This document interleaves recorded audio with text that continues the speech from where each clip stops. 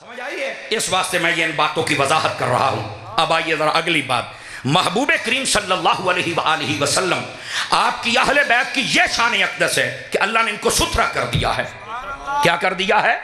अच्छा, युज़हिबा अन्कुम रिज्स, रिज्स किसे कहते हैं, इसका मतलब क्या है? कुरान मजीद आप पढ़ के देख लें, जहां जहां लफ्ज रिज्स इस्तेमाल हुआ है ना, वो चीजें देखें वो हैं क्या। अच्छा, ये बात क्यों बताने का मुझे जरूरत पेश आई, ये भी सुन लीजिए। बस औकात यहां से ये समझा जाता है कि अल्लाह ताला ने इनको सुथरा कर दिया लिहाजा ये मासूम हो गए। नहीं मासूम है। सुन्नी बंदा बोले दुए बंदे नाल मेरा कलाम नहीं, सुन्नी हाथ चौक के बोले जरा, यहां से मासूमियत का अकीदा दिया नहीं। आले सुन्नत के नजदीक सिर्फ नबी मासूम है या फरिश्ते, बस बाकी जितनी बुजुर्गस्तियां हैं ये मासूम नहीं, ये महफूज हैं। अब बात समझ आ रही है मेरी बात की? अब वक्त ऐसा स्टेजों पर ये बात खोल के बतानी पड़ेगी, मसलहत का शिकार नहीं रहना पड़ेगा। ओ मेरी चुप की थी कौम, होए बोलो, नाराज नहीं होना आपने, इन बातों को समझो।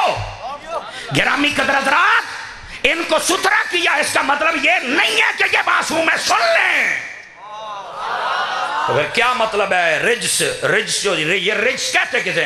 मैंने कहा मैं बताऊं तो इनकार कर दे, मेरे उलमा बताएं इनकार कर दे, आला हजरत का कौल पेश करूं इनकार कर देना, मैं तुझे कुरान पेश करता हूं।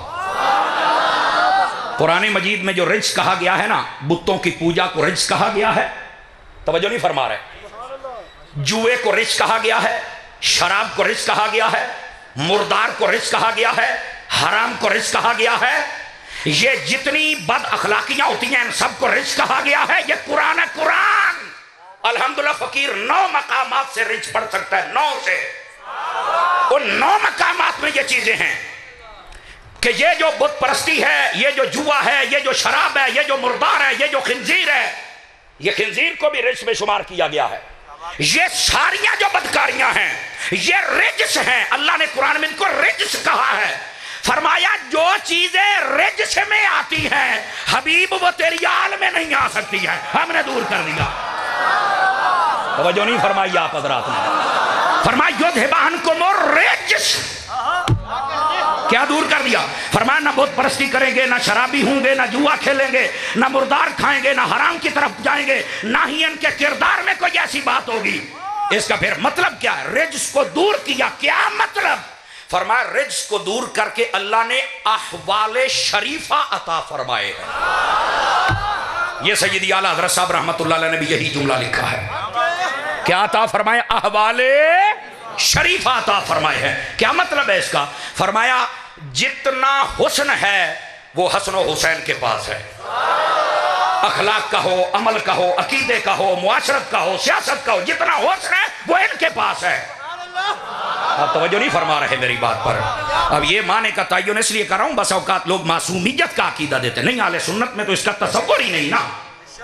तवज्जो नहीं फरमा रहे फ्रांस सीटों वाले, यार ढिले ना प्या करो आप हज़रात, ठीक है? तो यहां पर ये चीजें हैं जो इनसे दूर कर दी थी, जिनका मैंने आपको बताया, और ये कुरान मजीद में है जो इशारा दे रहा हूं। और फरमाया हमने इनको सुथरा कर दिया है। और यहां से एक बात और भी सुन लें, सुथरा करने का क्या मतलब है? पिछली बात को अगर आप समझ गए भी, इनको ये सारी जितनी भी रज़ाइल, आदतें, खसलतें, अवामिल ये दूर कर दिए, तो फिर इनको अहवाले शरीफ अता फरमाए। जी हाँ, फरमाया इनको जो सुथरा किया इसका मतलब ये है 2 तरह की आलूदगियां होती हैं जो इंसान में पाई जाती हैं। एक आलूदगी इत्तिकाद की होती है और एक आलूदगी अमल की होती है। फरमाया हबीब तेरी अहले बैत को इतना सुथरा किया है, इनका इत्तिकाद भी सबसे आला है, इनका अमल भी सबसे आला है। अब बात समझ आई आप सभी हज़रात को? ना इत्तिकाद की आलूदगी रहने दी है और ना ही अमल की आलूदगी इनमें रहने दी है। इनको हमने इतना सुथरा किया, अकीदा सुथरा अहले बैत का, अमल सुथरा अहले बैत का। तवज्जो नहीं फरमा रहे आप हज़रात, मैं क्या कह रहा हूं? इस वास्ते इस बात का तयन भी जरूरी है, अहले बैत का जो भी फर्द होता है उसका अकीदा भी क्या बात होती है और उसका अमल भी दीद नहीं होता है। क्यों? इसलिए कि जब अल्लाह ने सुथरा फरमा दिया तो जाहिर सी बात है जिनको अल्लाह सुथरा फरमाएगा ना ही उनका जाहिर आलूदा हो सकता है ना बातिन आलूदा हो सकता है। इसका ये मतलब है। अब ये माना मैं क्यों बता रहा हूं, इसलिए बाद लोग ये समझते हैं कि शायद उनको वुजू की भी जरूरत नहीं थी। सुथरा कर छड़िया अल्लाह ने भाई, ना वुजू करन ते ना गुसल करन। मैं कह नहीं हो केड़े पासे जांदा पे हैं। उलमा बैठे हैं, बताएं क्या उनको वुजू की हाजत नहीं आती थी? अहले बैते अफराद जितने थे क्या उनको गुसल की हाजत नहीं आती थी? भाई बताएं ना। देखे ना तुम जो मसले सुने ही कदी नहीं, इस वास्ते चोपो भी पता नहीं मौलवी कितने पटड़ी तो नहीं लट गया। असी तो ही सुनिया सुथरे ने बाहर नहीं अब पाई। इसका मतलब यह है एतिकादी आलूदगी भी दूर कर दी, अमली आलूदगी भी दूर कर दी, पर इसका यह मतलब नहीं कि वो कभी गुस्ल ना करें और कभी वुजू ना करें तो तब भी ठीक है। नहीं, ये काम है असल जो सुथराई है वो अकीदे और अमल की है। क्यों भाई?